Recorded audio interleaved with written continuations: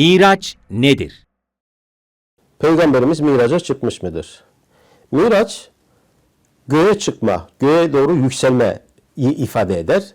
Araca bir fiiliyle kullanılır veya saide bir şeklinde ifade edilir. Geleneksel yorumlarda Peygamberimizin göğe çıktığına dair çok yaygın bir kabul vardır. Hala bugün bile Müslümanların kahir ekseriyeti Peygamberimizin göğe çıktığını düşünürler ve göğe çıktıktan sonra da burada Allah'la buluşup görüştüğünü ve ondan bir takım hediyeler alıp döndüğünü iddia ederler.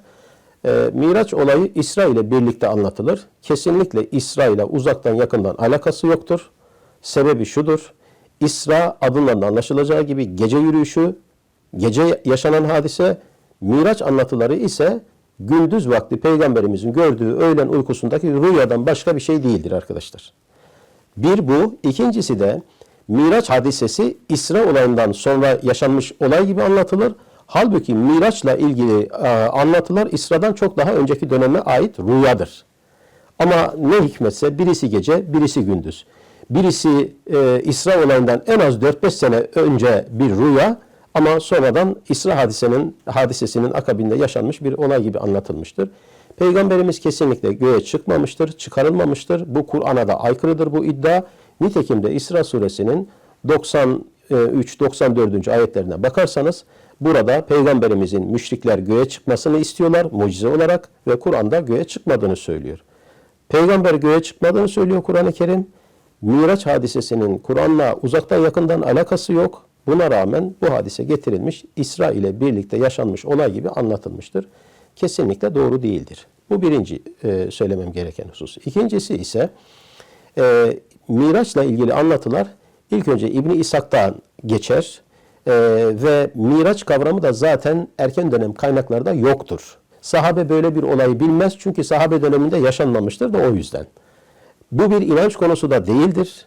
Bu tamamen rivayetlerde müteşekkil bir hadisedir. Başta söylediğim gibi Peygamberimizin gördüğü bir rüyanın daha sonradan kapsamının genişletilerek Peygamberimizin yaşadığı bir olay gibi sunulmasından başka bir şey değildir. Miraç anlatıları Zerdüştlükten ve Yahudilik ve Hristiyanlıktaki göğe yükseliş motiflerinden esinlenilerek kapsamının genişletilip Hazreti Peygamber'e uyarlanmış bir anlatıdan başka bir şey değildir. Dediğim gibi bizim kaynaklarımızda çok az bir bölüm olarak Peygamberimizin öğlen uykusunda, kaylule uykusunda gördüğü bir rüyadan bahsedilir. İddia içeriği de şudur: bana cennet ve cehennemi göster diye talebi olur iddiaya göre rivayette. Bunun üzerine göğün kapılarının açıldığına dair bir rivayet vardır. Bu kadardır. Bu rivayet daha sonra da Zerdüştlükteki, Yahudilikteki göğe yükseliş motifleriyle abartılmış, köpürtülmüş, kabartılmış ve Peygamberimizin yaşadığı bir olay gibi sunulmuştur. Oysa Peygamberimizin başından geçtiği iddia edilen hadisenin aynısı Zerdüşt'ün havarilerinden Ardaviraf vardır. Onun anlatısıdır. Ardavirafname Türkçe'ye de çevrilmiştir arkadaşlar. Açın okuyun, orada bakın.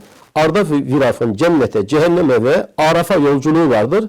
Ardaviraf'ın Hazreti Peygamber diye düşünün, doğru İslam'daki miraca çıkarsınız. Bu kadar benzerliği vardır. Aynı şekilde Yahudilikten esinlenme vardır. Mesela Peygamberimizin Kudüs'ten göğe çıkarıldığı şeklinde bir iddiaya dönüştürülmüştür. Halbuki mesela Bukhari gibi kaynaklarda Peygamberimizin doğrudan Mekke'den göğe çıktığına dair rivayetler vardır. Rivayetler arasında da bir tutarlılık yoktur. Mesela Müslim, Peygamberimizin Mekke'den Kudüs'e götürüldüğünü, İsra'yı söyler, hemen akabinde de Mirac'ı anlatır ve Kudüs'ten göğe çıktığını söyler. Halbuki Bukhari bunu kabul etmez.